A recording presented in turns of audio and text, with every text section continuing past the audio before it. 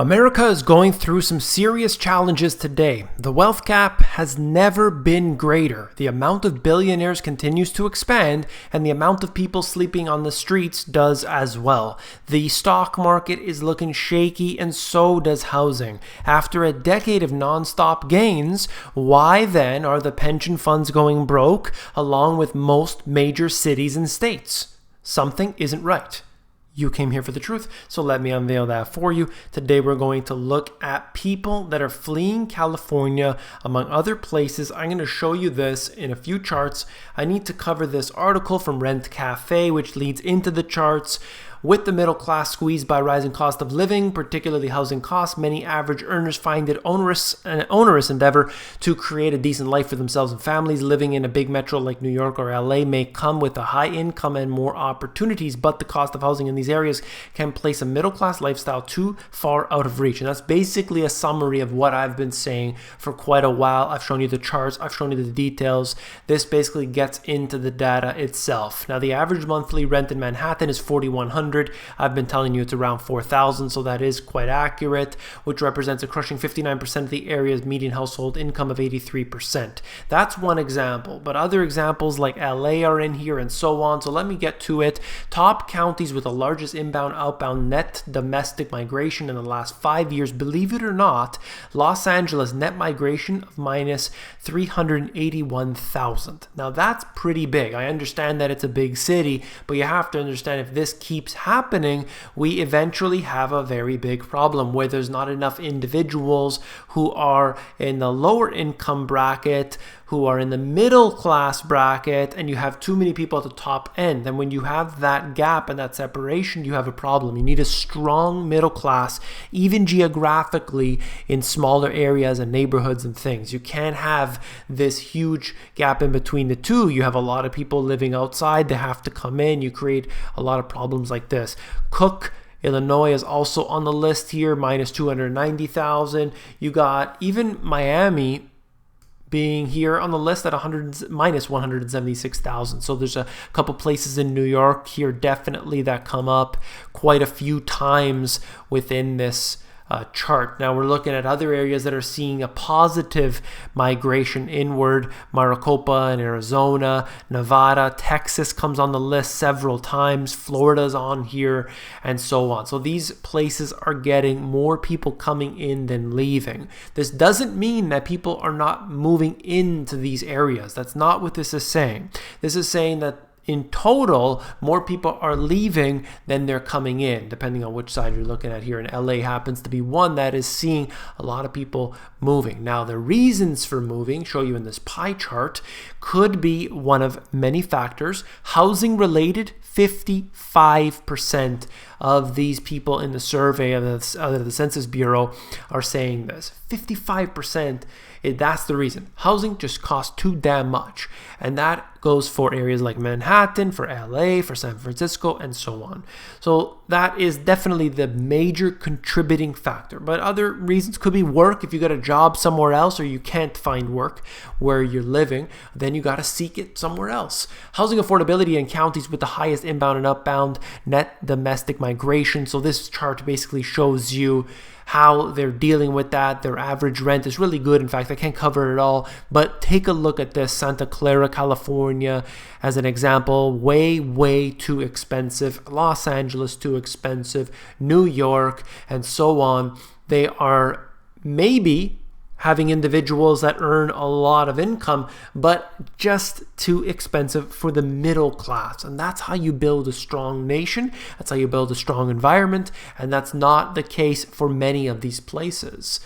Brief economic comparison of the counties with the highest inbound and outbound net domestic migration in the last 5 years. You could see their median income, their unemployment rates, the job growth, and so on. And take a look at it and just try to really break it down. Okay, so whether we look at the higher unemployment rates in some areas, but it's too much of an average. And I think that this is really going to skew the stats, but I wanted to show it to you anyway to give you an idea of how things are. All right, so let's take a look at this. This is a document from the New York's balance of payments in the federal budget fiscal year 2017 directly from the official site. Okay, so we're looking at the government website, and I happen to crop a few details from there. Per capita balance of payments between the federal government and the states. Look at where we're seeing their deficit. Okay, the red areas are deficit, and California's deficit, and you have New York, of course, and that goes in line with what we are seeing with the individuals, and they happen to mirror each other. It shouldn't be a coincidence. Per capita balance of payments between the federal government and the states. All right, so we could see that New Mexico is on the top of the list. New Jersey is at the very bottom. All right, so we got New York, Illinois, Connecticut, Massachusetts, New Jersey, all at the bottom of the list here, showing us what's happening. Now, this happens to reflect what we've seen with the pension funds. They're going bankrupt. We can see that all of the institutions there are suffering when you have mass foreclosures, when you have store closings that are going on all around. People are losing their jobs. They're getting temporary work. They're not able to get the job that they actually want, but hey, it's a job, so you're taking it, and that's what they're doing. But is that sustainable? Is that really the future that is really needed to go and move beyond the next crisis that's coming? I don't think so. Per capita taxes paid to the federal government, right at the top of the list. Connecticut, you also see New Jersey, New York, and others in the top of the list. There are a lot of taxation. People are just slaves to the taxes that they are paying, whether it is in Illinois, for example, who has astronomical property taxes. I think it's terrible the amount that they pay. I've heard so many times before from my loyal subscribers on here, amazing people that have informed me of all the details so I can get it from you directly, and it's just insane. People are paying $10,000, $15,000 for homes that you would think in other areas around the US they're paying maybe $2,000, maybe $3,000 for. It's crazy how much taxation they are willing to put on the people, and that goes for everything. That goes on the individuals who have to go out and seek a new place to live. They got to find a place to find a job because the jobs aren't where they used to be, and they are starting to get into other environments they wouldn't have before. I mean, a lot of changes are happening right now in the United States, and unfortunately, many of those changes are not positive. There are some that are positive. That's good. But clearly the direction is not going up. Now, speaking of up, the global wealth pyramid, the top 0.7 own 45% of all global wealth. That is unbelievable. The top 8% own 85% of the global wealth. So when you see an area that prices are rising, it's doing so well. I'm seeing Manhattan condos going for $50 million, for $30 million, for $100 million. Things must be doing good. I'm seeing people in areas of Los Angeles, they're cutting the top of a mountain off to put a massive complex of a house on the top of it. Oh, sure, people have lots of money, but it just happens to be at the very top of the top of the top of the pyramid.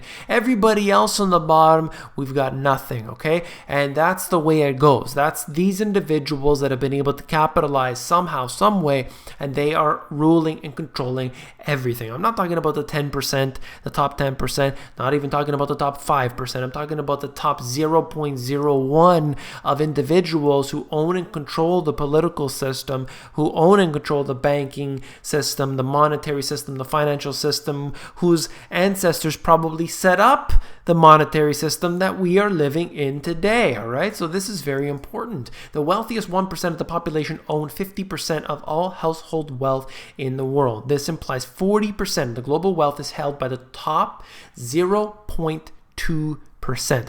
Unbelievable. Truly unbelievable, these statistics here. If you want to read more of them for yourself, I think they're interesting just to see where is the money. Because if I say San Francisco is an expensive place, but that's not really good enough because we need to drill down further. Who's really got the money? Is everybody living in San Francisco doing well? Where's the middle class? I think it's the statistic said something like, I read it to you before, if you make $117,000 in San Francisco, then you qualify for a government grant for some money because housing's too expensive, something along those lines. looking at this, today, total global wealth is 27% higher than at the onset of the financial crisis a decade ago. But if you look, where is that wealth? It's been extracted from the middle class and given to those in the higher upper echelons, the elite, or whatever you want to call them, all right? Whatever they call themselves anyway. So that shows us that there are a lot of individuals out there making a lot of money since the financial crisis. When we have the next crisis, that will really determine who is advantageous, who's been taking advantage of all this, of all of the crises that are showing up. We're going to see it. We're going to get a very, very good view of who comes out on top. That's all for this video. If you found it informative, please give me a thumbs up. When you give me a thumbs up, it helps to support the channel. All you got to do is click that button. You can also become a subscriber on here. There are now almost 150,000 subscribers on perhaps the fastest growing financial channel you're going to find that covers the data, the news, and no BS, no garbage. I don't stuff anything down your throat.